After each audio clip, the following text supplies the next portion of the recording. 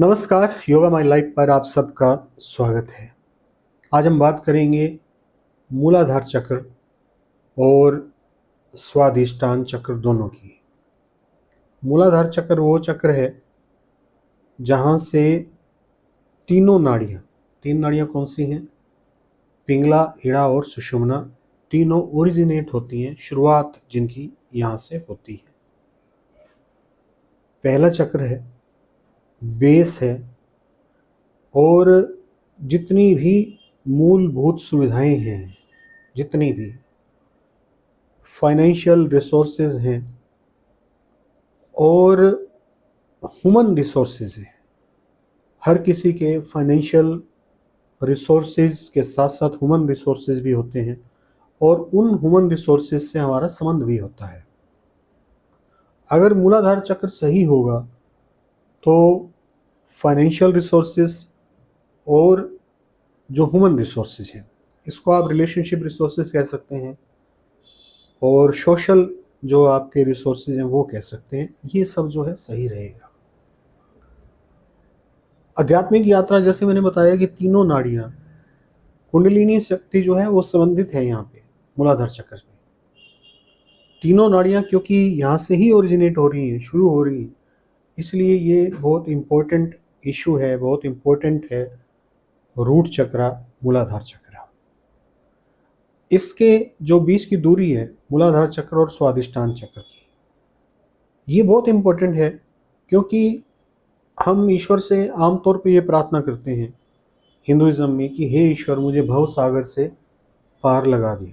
भावनाओं का सागर जो है, जो भाव हमारे दिमाग के अंदर पैदा हो रहे हैं, उनसे पार जाना ही हमारे जो जीवन का एकमात्र लक्ष्य है, क्योंकि उनके अंदर उलझे हुए हैं। मन जो है बार बार भाव पैदा कर रहा है और जैसा भाव पैदा करता है उसी तरीके से हमारी कॉन्शियसनेस उधर जाती है और फिर हम वैसे होने लगते हैं, यानी कि हमारा मूड बदलने लगता है।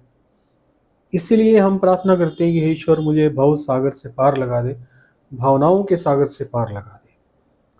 उसके पीछे का जो टेक्निकल मीनिंग है वो यही है कि मुझे स्वादिष्टान चक्र वाला जो मामला है उससे हटा दे। मैं बहुत तंग हो चुका हूँ, इतने सारे भावों के साथ उड़ता हुआ बहता हुआ बहुत तंग हो चुका हूँ। तो इसलिए ये बहुत इंपॉर्टेंट है मूलाधार चक्र और स्वादिष्टान चक्र। चक्र साधना आपको करनी है, कुंडलिनी जागरण करनी है, तो इन दो चक्रों के साथ खास तौर पे एक लड़ाई होती है जो आसान नहीं होती, मुश्किल होती है। गुरु जो है इसलिए नितांत आवश्यक है। हम लोग यहाँ पे जितने भी साधक हमसे जुड़ते हैं थ्रू आउट द वर्ल्ड, उनकी स्पीड के हिसाब से हम आगे चलते हैं। जिस स्पीड पे साधक चलेगा, जो जुड़ा हुआ है, शिष्य है, उसी स्पीड से मैं आगे बढ़ूंगा। जो जो एक्सपीरियंस उसको होगा, उसके एक्सपीरियंस के आधार पे उसको आगे लेके जाया जाता है। मूलाधार चक्र पे 3 नाड़ियां हैं और जो इसका जो यंत्र है वो 4 पेटल्स का एक फूल है। चारों पेटल्स पे अलग अलग अक्षर गुदे हुए हैं, ठीक है। और ये 3 डायमेंशनल है, 3D है। हम एक्चुअली में जो इमेजिनेशन करते हैं वो 2D में करते हैं। हमारी प्रॉब्लम है कि हम 3D में इमेजिनेशन कर ही नहीं सकते। लेकिन यहाँ अगर चक्र साधना करनी है तो फिर हमें 2D और 3D का मतलब समझना होगा कि 2D इमेजिनेशन क्या है, 3D इमेजिनेशन क्या है।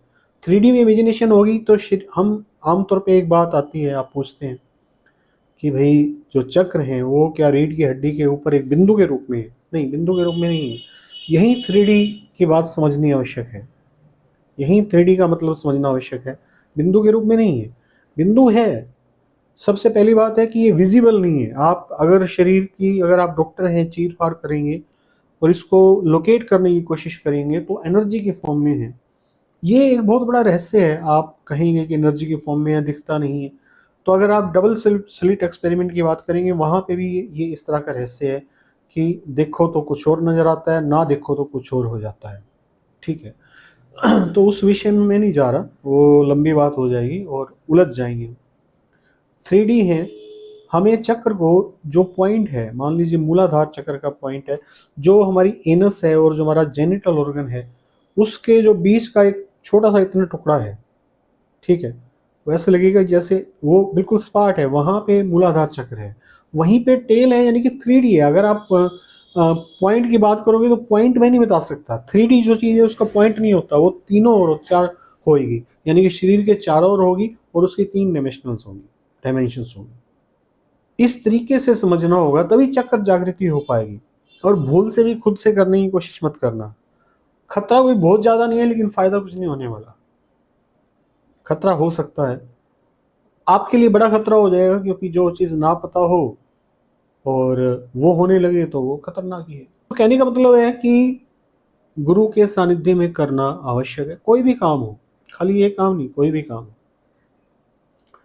स्वादिष्टान चक्र पे से जब हम मणिपुर चक्र की ओर जाते हैं, दुनिया बदलने लगती है, वो भी बात करेंगे। अभी मैं इस रास्ते पे हूँ, मूलाधार चक्र और स्वादिष्टान चक्र के रास्ते पे। भावनाएं हैं और संसार के अट्रैक्शन खींच रहे हैं कि बिल्डिंगें बना लूँ, पैसा इकट्ठा कर लूँ, कार ले लूँ, गाड़ी ले लूँ, बैंक बैलेंस बना लूँ, उसके नाम पैसा जमा कर दूँ, इसके नाम पैसा जमा कर दूँ। और फिर जो गॉड का प्लान है वो अजीब है, वो कुछ भी कर रहे हो आपको उठा लेगा। कुछ भी आप कर रहे हो, वो मृत्यु को कुछ भी नहीं से देखना पड़ता कि ये व्यक्ति कितना बिजी है, कल इसने गाड़ी खरीदनी है तो थोड़ा रुक जाऊं, ठीक है, या इसने नई नई गाड़ी खरीदी है थोड़ा एंजॉय करने दूं, उसका अपना फिक्स टाइम है।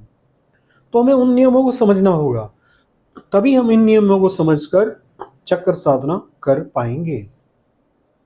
ये जो मैंने चीज़ें बताई, जो अट्रैक्शंस हैं, उसके बाद सेक्सुअल जो रिलेशनशिप है वो भी, वो सब जो है इस रास्ते पे है, मूलाधार और स्वादिष्टान वाले। अगर स्वादिष्टान क्रॉस करेंगे फिर मणिपुर पे पहुंचेंगे, वो एक अलग रास्ता है। तो समझना होता है, गुरु गुरु समझता है कि क्या रास्ता है, कैसे तय करवाना है, क्या क्या अड़चने हैं, कितने स्पीड ब्रेकर हैं। स्पीड ब्रेकर गुरु तय करता है कि क्या क्या ये व्यक्ति सोचता है, क्या क्या इसकी लिमिटेशंस हैं, किन किन चीज़ों से डरता है, वो सब गुरु तय करता है। बड़ा मतलब कि इंजॉय आता है जब आप इस जर्नी को करते हो, जब आप मेडिटेशन तकनीक पे काम करते हो, फिर आपको रिजल्ट मिलता है, फिर उस रिजल्ट से आप आगे जाते हो, आपका मन बदलने लगता है, विचार बदलने लगता है, इच्छाएं भी पूरी होती हैं। लेकिन इच्छा पूरी करनी योग का वास्तविक उद्देश्य नहीं है। वास्तविक उद्देश्य जो है कुछ और ही है, वो आपको शब्दों में भी नहीं समझाया जा सकता, क्योंकि संसार ऐसे बना हुआ है, उसमें लगता है कि इच्छा ही इंपॉर्टेंट है। दूसरे के पास इतना कुछ है, मेरे पास क्यों नहीं, मेरे पास भी होना चाहिए। तो इन सब चीज़ों का भी साधना में ख्याल रखा जाता है, तब जाके साधना फलीभूत होती है। आज के लिए इतना ही। वीडियो देखने के लिए बहुत बहुत धन्यवाद। Thank you very much. आपका दिन मंगलमय हो।